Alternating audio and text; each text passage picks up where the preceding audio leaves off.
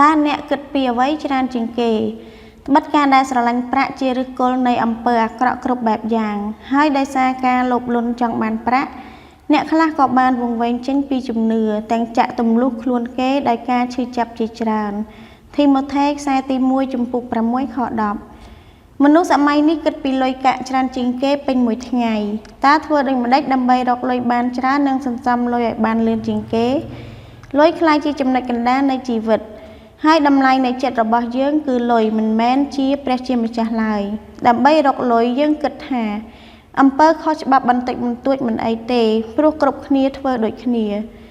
លុយកាក់មិនមែនជាវត្ថុអាក្រក់ទាល់តែសោះបញ្ហាសំខាន់បំផុតគឺការលោភចង់ស្រឡាញ់តែលុយការលោភចង់ជាឫសគល់នៃអំពើអាក្រក់និងជាកម្លាំងចិត្តធ្វើអំពើបាប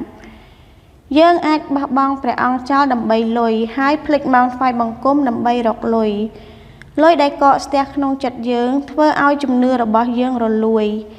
កុំប្រមូលផលល្វីងជូរចិត្តពីឫសនៃលោភលន់អីប៉ុន្តែត្រូវចាក់ឫសនៃជំនឿលើព្រះយេស៊ូវគ្រីស្ទដែលជាដើមឈើនៃជីវិតលុយកាក់បើកកស្ទះវានឹងរលួយប៉ុន្តែយើងត្រូវធ្វើឲ្យវាហូរទៅកាន់អ្នកក្រីក្រយើងត្រូវប្រើប្រាស់ទ្រព្យសម្បត្តិដែលព្រះជាម្ចាស់ប្រទានឲ្យដើម្បីព្រះអង្គវិញទ្រព្យសម្បត្តិរបស់យើងគឺជារបស់ព្រះអង្គយើងមិនមែនជាម្ចាស់ទ្រព្យទេគឺជាអ្នកថែរក្សាប៉ុណ្ណោះយើងត្រូវផ្លាស់ប្ដូរតម្លៃនៃចិត្តពីលុយកាក់មកឯព្រះអង្គវិញ